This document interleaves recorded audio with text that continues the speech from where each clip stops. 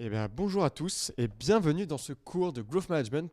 On va prendre environ une dizaine de minutes pour discuter du programme, voir ensuite les objectifs, le format du cours, le programme détaillé de chaque semaine et puis environ ce qui se passe dans une semaine.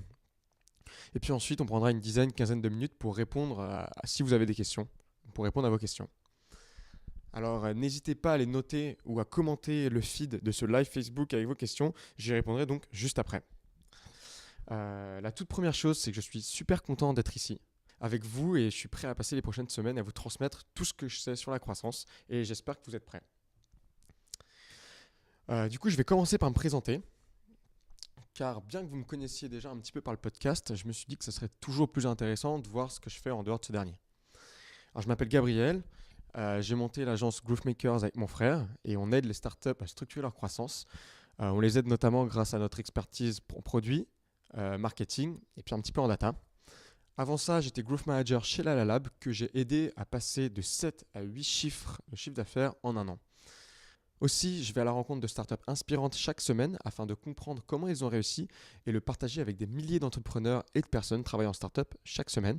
Donc ça, c'est le podcast.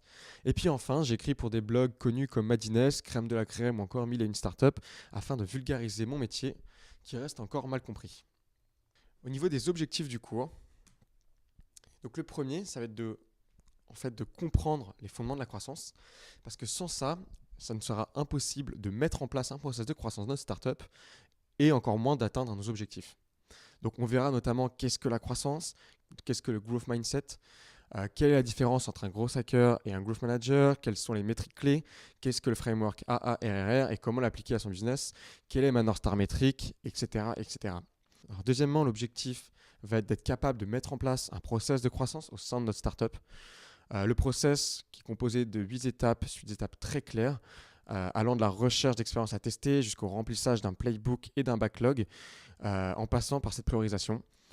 Il y a toujours des tonnes de choses que l'on pourrait tester pour accélérer la croissance de notre startup, mais les ressources sont limitées, que ce soit en termes d'argent ou de temps.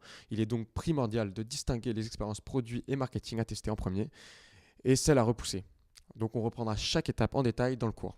Le troisième objectif, ça va être de comprendre les problématiques majeures d'acquisition, de conversion et de rétention au sein d'un produit. Du coup, ici, on parlera d'acquisition payante, de stratégie de contenu, de programme de referral, d'onboarding, de copywriting ou encore de process de vente. On plongera plus en détail dans les calculs de rétention de chaque business afin d'assurer la pérennité d'une startup. N'oubliez jamais que tout commence justement avec la rétention. Et puis enfin, un des plus gros objectifs est de savoir expliquer tout ce qu'on va apprendre. Donc, qu'est-ce que le management de la croissance? Qu'est-ce que c'est que la growth? Et c'est quoi le rôle d'un growth manager? Il y a trop souvent de problèmes de communication avec les autres équipes.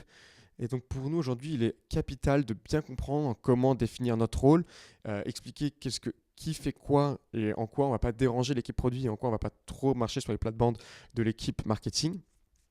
Et puis on entrera encore une fois dans le détail sur la manière de gérer les meetings hebdomadaires, comment on fait évoluer le process et puis comment on partage les apprentissages avec tout le reste de la boîte.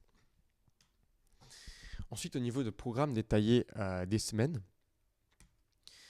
Donc aujourd'hui, on est en semaine 1. La semaine prochaine, on va directement plonger dans les fondamentaux de la croissance et on va construire notre premier modèle de croissance. Comme expliqué précédemment, cette première semaine, en gros, elle sert juste à définir les objectifs de l'agenda et du cours. Donc, si vous avez des questions, encore une fois, laissez-les en commentaire et j'y répondrai juste après. Pour revenir sur la semaine 2, la semaine prochaine, on attaque les fondamentaux de la growth. Il est très compliqué d'apprendre comment manager la croissance d'une startup si on ne comprend pas les fondamentaux.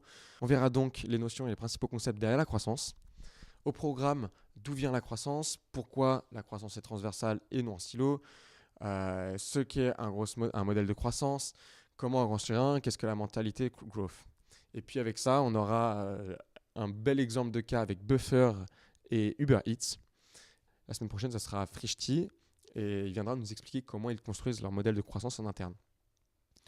La troisième semaine sera dédiée au process growth et à la création de roadmap.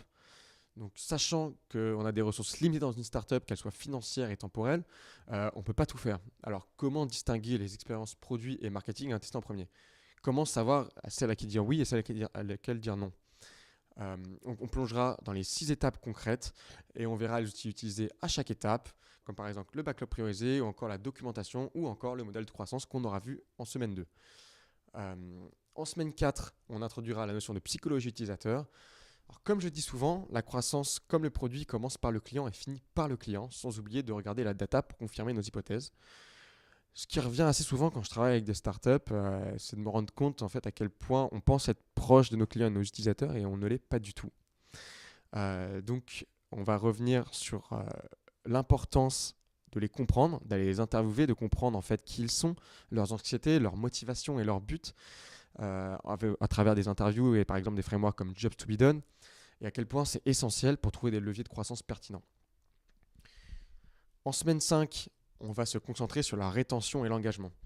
Alors parce qu'avant l'acquisition vient la rétention, on a décidé de le faire d'abord. Donc souvent, si on veut dérouler le framework AARR, on devrait commencer par l'acquisition, mais je pense personnellement que de commencer par la rétention, ça fait beaucoup plus de sens parce que la rétention est la clé de la croissance. C'est-à-dire qu'on doit retenir et engager nos utilisateurs et clients au risque de gaspiller nos investissements en acquisition parce que, si vous voulez, la rétention, c'est un peu comme un seau d'eau percé. Et tout le travail est de savoir où sont les trous et de les patcher avant de rajouter de l'eau. Donc l'acquisition, ce sera le fait de rajouter de l'eau. Donc au cours de cette semaine, on verra pourquoi la rétention est si importante, comment l'analyser et les métriques clés à regarder, et on finira sur comment l'améliorer. On verra aussi comment créer un modèle simple de rétention et comment trouver son aha moment. Nous découvrirons les leviers qui posent les bases d'une rétention solide et qui nous permettront de déclencher une stratégie d'acquisition. Ensuite vient la semaine 6. Du coup, on remonte de la rétention à l'acquisition et l'activation. D'après Peter Thiel, donc le fondateur de PayPal, la première cause d'échec en startup, c'est la mauvaise distribution.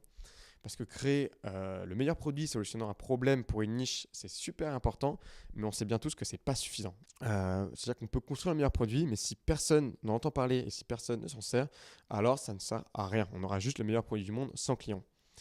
Du coup, lors de cette semaine, nous verrons les différentes boucles de croissance, un framework pour prioriser et équilibrer notre portfolio de canaux d'acquisition et plein d'autres choses. On verra aussi comment créer une stratégie d'acquisition pertinente et équilibrée et comment créer des synergies entre les différents canaux choisis. J'en dis pas plus, on verra tout ça en semaine 6. Et puis enfin, en semaine 7, donc la dernière vraie semaine de cours, on parlera de l'équipe de croissance, de la team growth et du rôle du growth manager de chaque personne dans son équipe. Donc on verra son rôle, le scope de sa mission, ses activités au quotidien. On verra aussi son implication dans le bon déroulement du process et les qualités intrinsèques de ce rôle clé. Nous verrons les différents types de growth team et analyserons la pertinence de chacune, suivant les business models, mais aussi quels profils sont pertinents, c'est-à-dire où est-ce qu'on va les recruter, où est-ce qu'on les trouve, comment on les forme pour monter son équipe de croissance. Et puis enfin, on finira en semaine 8 sur une synthèse et une remise de certification par moi-même. Donc, je ne sais pas encore décidé, mais logiquement, on fera un petit événement, dans un bar à Paris, histoire qu'on se rencontre tous réellement, pour ceux qui sont sur Paris ou pas trop loin, et puis qu'on discute un peu de ce qui s'est passé durant ces 2 mois. Maintenant, on va discuter du déroulé d'une semaine. Alors, en général, ça sera tous les jeudis à peu près à 18h. On lance. Donc tous les jeudis à 18h, on lance la vidéo. Donc cette vidéo sera en lecture privée sur Vimeo, logiquement, et durera entre 10 et 30 minutes maximum. Ensuite, s'en suivront à 19h, 20h, ça dépendra des cas, des questions-réponses en live ou pas, ou enregistrées par rapport à qui sont les invités de la semaine suivante. Donc par exemple, si je reprends l'exemple d'un modèle de croissance, on en discute et on voit tout ça la semaine prochaine. Donc en semaine 2. Paul de Frischti, qui lui viendra nous en parler, viendra certainement en semaine 3, histoire que vous ayez bien appréhendé ce que c'est et d'avoir des questions pertinentes pour lui. Vous aurez aussi accès aux ressources sur le Drive, c'est-à-dire que tous les templates qu'on utilisera, de modèles de croissance, de documentation, etc. Et tous les exercices. Ces exercices servent purement d'entraînement et ne seront pas corrigés. Il y a aussi des invités qui viendront discuter de chaque module, à raison d'environ 1 par semaine, qui sera bien sûr enregistré et on pourra le voir plus tard. Et enfin, la dernière chose, mais qui n'est pas très importante, est-ce que logiquement vous êtes tous sur le groupe? Donc c'est le groupe, son utilisation. La première chose à faire est de se présenter en parlant de son activité et de son challenge principal en commentant le post. Et puis ensuite, ça va être de poser 2-3 questions à l'invité de la semaine suivante. Mais vous inquiétez pas, on va tout expliquer sur le groupe.